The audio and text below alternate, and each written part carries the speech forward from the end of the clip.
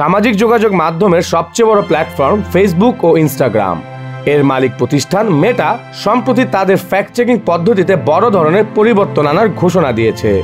মেটা বলছে এর মাধ্যমে ব্যবহারকারীরা নিজেরাই যে কোনো পোস্টের সঠিকতা যাচাই করতে পারবেন।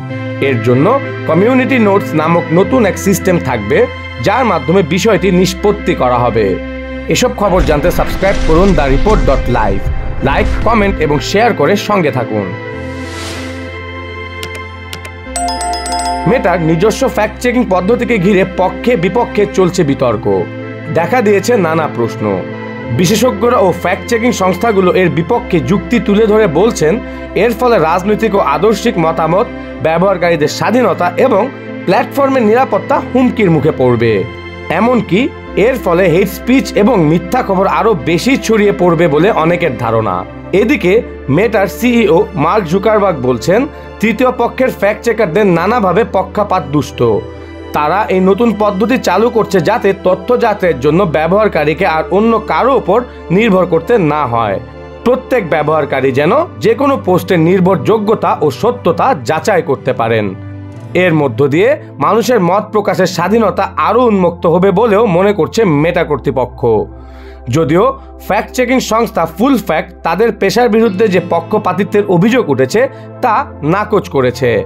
এদিকে মেটার এই নতুন পদ্ধতি চালুর সিদ্ধান্তকে স্বাগত জানিয়েছেন যুক্তরাষ্ট্রের প্রেসিডেন্ট ইলেক্ট ডোনাল্ড ট্রাম্প ও তার সমর্থকরা। এই পদক্ষেপকে যুগান্তকারী বলেও জানিয়েছেন ট্রাম্প। এ কারণে অনেকেই মেটার এই সিদ্ধান্ত রাজনৈতিক স্বার্থে নেওয়া সিদ্ধান্ত হিসেবে মনে করছেন। গ্লোবাল উইটনেস নামক একটি প্রতিষ্ঠানের প্রতিনিধি এভা লি বলছেন জুকারবার্গের এই সিদ্ধান্ত ট্রাম্প প্রশাসনের কাছে নতি স্বীকার করার প্রতিফলন। এর ফলে সমাজে ক্ষতিকর প্রভাব পড়বে বলেও মনে করেন তিনি। বিশেষজ্ঞরা আরও বলছেন মেটার কমিউনিটি নোট সিস্টেম এক্সের কাছ থেকে অনুপ্রাণিত হয়ে চালু করা হয়েছে। এখানে ব্যবহারকারীরা বিতর্কিত পোস্টগুলোর উপর নোট যোগ করে আরও তথ্য ও প্রমাণ দিতে পারে।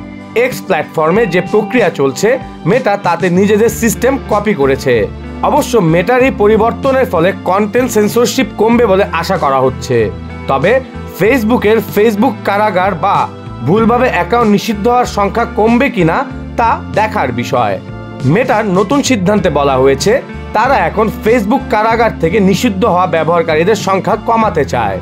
এটি এখন নিশ্চিত নয় যে মেটা তাদের এই পরিবর্তন শুধু যুক্তরাষ্ট্রেই কার্যকর করবে নাকি অন্যান্য দেশেও তা চালু করবে।